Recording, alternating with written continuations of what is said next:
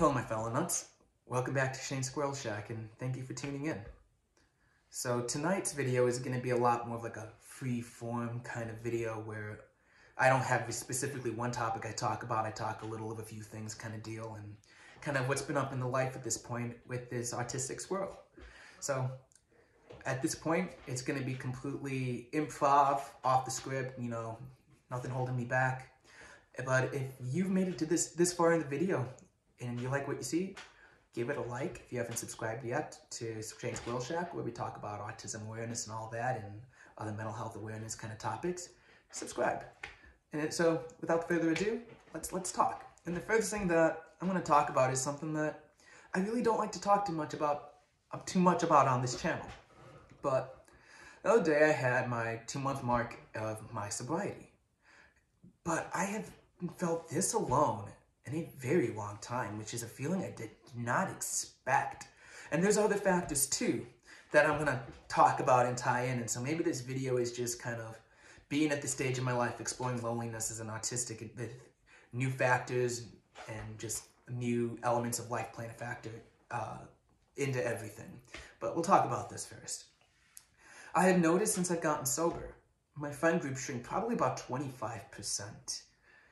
And it's just a very interesting thing because I have really realized who my real homies are versus the ones who were just, you know, hitting me up for their own escape and me hitting them up for my own escape, you know. And I don't like to talk about this much, but, you know, if you listen to a couple videos, I talked about this, but like in the, you know, we'd hit each other up like, hey, let's go smoke and chill, man.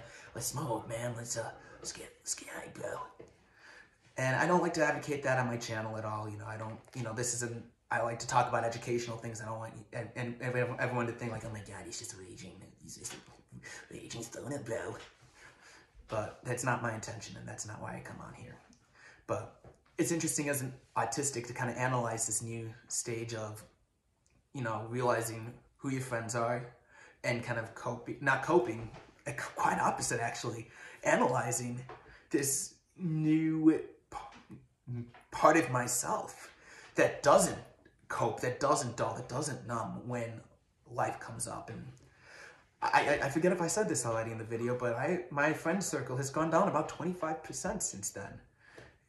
You know, I don't call those guys up. They don't call me up. It's like, oh, that was our only commonality. Next, I guess. But again, I realized that, you know, who my real homies are, who my real people are, and, you know, who's sticking around with me. But they have lives too. So just because my friend group has shrunk doesn't mean I spend more time with the people who are still a prominent part of my life. They've got life too, I've got life. So I kind of have to spend a lot more time sitting with myself. Like I have this much more time on my hands that I'm not hanging around people to escape. I have to sit with myself and be like, wow, these are real feelings. These are real things. How do I work through it? How do I grow from it? And, you know, another thing is that I just moved into my, I don't want to say first apartment, but my first apartment by myself. I'm in my second guest bedroom right now, which is slowly turning into a music studio. And, you know, I'm going to have more stuff to make Shane's Squirrel Shack videos and bring it to the next level. I'm going to start editing my own videos, you know, instead of just going completely just off, you know, just completely script, you know, I don't want to say script free. I don't want to say just completely cut free. But yeah, I mean, you know, just trying to elevate my videos and make them more professional and stuff. It's also great because I have more money now because I'm not spending it on things like that I used to. And so I can actually invest in programs and stuff like that to make Squirrel Shack happen. And I've spent a lot of time, you know, thinking about what my passions and what I want to be doing with my newfound time and state of mind and clarity. So, and I do want to do more with my music. I especially want to do more with Squirrel Shack. And I have developed a greater awareness of myself as an autistic and kind of how I react to things in the world and how my reaction to things is changing. But it's interesting because I mean, I kind of had the question of how am I going to react at living on my own for the first time instead of living with roommates. And I love it. You know, I've had people say, oh, you're gonna get really lonely. You're gonna get really lonely. You're gonna wish you had people with you. And to an extent, yes and no. I don't want people living with me, but you have, I mean, these last couple days, and I got on the camera today because I'm like, wow, I do have this lonely feeling. What do I do with it? And I could just dwell in it in my living room and just kind of keep watching American Dad reruns, or I can make a video, or I can actually be like Shane. You have this newfound time, you have this newfound clarity. You're gonna be sitting through some uncomfortable thoughts that you would kind of suppress and hide. Work through that. And it is almost an honor to do so. I mean, I have very uncomfortable moments. This is one of, I mean, I don't say this is one of them, like this is, oh my God, ouch, this is the worst thing ever. But it's nice that my mind, whenever now, I mean, I'm at a point now where my mind is like when I'm kind of have a little too much solitude, instead of just like, oh, what can I do to hide from it? Or, you know, what can I do to kind of suppress that? My mind's kind of like, hey, remember your priorities, make a damn video. You know, it's nice how my mind redirects me to do things that I should be doing and that I actually want to be doing and that I wasn't doing in the past. So, but like as an autistic, how do I respond to this? You know, do I respond to it differently than other people? I think in a way, I mean, I've talked like living alone. Let's focus this a little bit because this is it's kind of very broad right now. So let's kind of reel this in, like kind of how do I process this new part of my life, living alone, being sober, and having much more time in my hands and my mind. I'm not saying I have completely time on my hands because I am working like crazy right now.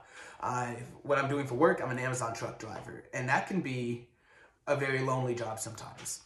So that's a factor into all of this too. I sit in a truck all day delivering packages. I'm your corporate Santa Claus. So I do that. So that kind of plays a factor in things too. But I mean, it's all part of the process of having an uncomfortable mind, you know, uncomfortable moments in your mind where you're just like, what do I do with this? And I'm trying to learn to love it because it's just saying, hey, growing opportunity here. And I'm not completely at that stage yet where I can say exactly how I've overcome that or what I've exactly done with that to make the most out of it. This is still a very, very new thing for me. So besides having that little ADHD moment there, let's kind of reel it back. How does this all play out? And I think living alone is great for a couple of reasons, especially as an autistic. You know, especially as, let me specify a high functioning autistic. There are, you know, again, the autism spectrum is a very, very, very wide spectrum. And I'll go over the cliche thing, no cases of autism are the same. So you have people who are more severe on the spectrum who do need assistance throughout possibly their entire life. And I mean, I'm at a point where I'm, you know, high functioning enough to where I can take care of myself, make enough money to be able to live comfortably on my own and be in a good mental state to be able to do this, have enough life skills to be able to take care of myself and be healthy. And in a way, I'm very blessed for that at this point. But when I talk to people, you know, who might not be who aren't on the spectrum, I mean, that I confidently know are not on the spectrum, and I ask them, hey, how is it living alone? What was it like when you lived alone? A lot of them said that they got really lonely. You know, they were very lonely. They wish they had a roommate. They wish they had maybe a lover. And, you know, I've had friends like, oh, I wish I had a woman I was, you know, with or whatever. And everyone's got their preference of whom they want in their close space, within close proximity. And I think it's really great that I'm alone because, and I think I'll make a more detailed video of this later on, but so there's a thing that, you know, is being discussed in the autism community. It's called masking. And from basically what I understand from it without having the most knowledge on it, and I didn't really know that was a thing until a few months ago, is basically you're trying to hide parts of yourself that is amplified by your autism. And especially in like social settings, whether it's like out with friends or family or work. And I mean, I think I don't say pretty good job in it, like it's a flex, but I am able to kind of, you know, manage. I like to use the term manage parts of my autism in public, where I can, you know, I don't want to say I'm never going to say be normal. I have a very colorful array of friends who are definitely not normal. I wouldn't want them any other way. It's a blessing. You know, I think if you're normal, it's not normal. So, but I would do what maybe some people would call masking. When I come home, and I don't know if there's a term for this, I like to call it spilling. I do autistic spilling. I embrace the quirks that come along with being an autistic, and again, I'll have a bigger video that I do talk about this, but I guess from the things that I've kind of analyzed right now is kind of, I do this thing where I rehearse conversations. Well, I will like practice having normal conversations with people, and it almost comes off like I'm talking to myself, and it very much is. Like, if you've seen King of Comedy with Robert De Niro, it's like when he's practicing to be in the interview with, like, what was it, Jerry Lewis? Was it Jerry Lewis? Was that the name they used in that movie? But it started, I think, Jerry Lewis. But I forget the name that they used for him in the actual movie. But he's basically made this room where he has an interview and does several dozens and dozens of takes of him having this interview. And that's pretty much what it's like for me, except the non-psychotic edge where he kidnaps Jerry Lee, or was it Jerry Lee, Jerry Lewis? I'll hopefully have that corrected in the video, in the final, whatever. Yeah, whatever. I'm pretty much doing this in podcast form right now, so what you get is what you get. So, it's like that. So I get to be, and it was I know it's a common thing, especially more moderate end of the spectrum, or all ends of the spectrum, that people with autism do talk with themselves. They talk to themselves, whether it's like in public, private, wherever. It's a thing. It's a noticeable thing. I've seen other autistics do that, and I don't do that in public, but when I'm home, I like to spill that part of me. I have fixations that I have that I kind of keep within the house. I have, and I'll spill it with you guys. See, spill the beans. I have a fixation with maps. I love looking at Google Earth and Google Maps and wasting hours of my week just looking at maps and street views of cities, because the world fascinates the crap out of me, and I can't get enough. But I will hyperfixate to where I go to the same city or the same streets several times. But you don't see me in public going on my little computer, Google Maps. Wow, let's take a look at the city of Naperville, Illinois, for whatever goddamn reason. But I do that at home, and I do that in a judgment-free zone where I can spill. And that is such a cool thing about living alone as an autistic.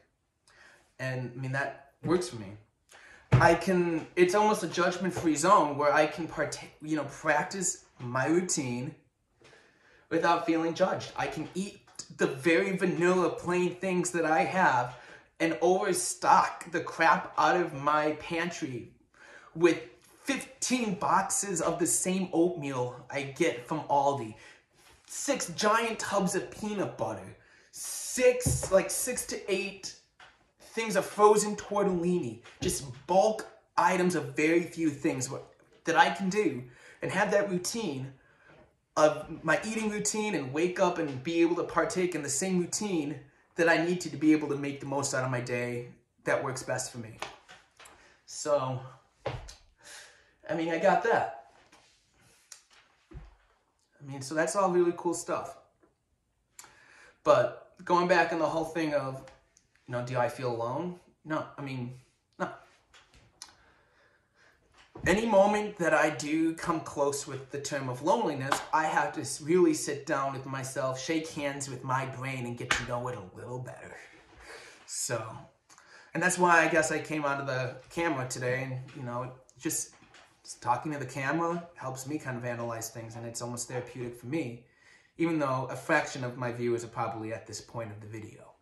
So, if you made it this far, thank you. I probably will be cutting it off soon, but that's where I'm at with most of my life. I guess this is a new chapter, living on my own, being in my own space, developing my own routine, being in a place where I like to call spill, without having roommates or kind of like, what are you doing? Are you okay? Yeah, I'm fine. It's just something that I don't want to say can't understand, but is not within their instincts. And I get to do that here without any anxiety coming from any other end. But yeah. And yeah, I think before I do any more of the ums and yahs, I'm gonna end it here and, you know, keep working through things and kind of keep further understanding myself and keep the hustle going, because it's been a hustle. And stay tuned for more Squirrel Shack videos, guys, plurals, because I'm in a point where I've been making a decent amount of money where I'm willing to invest in getting proper software. I got a new computer a few weeks ago where I can actually take Squirrel Shack to the next level. So guys, stay tuned for that.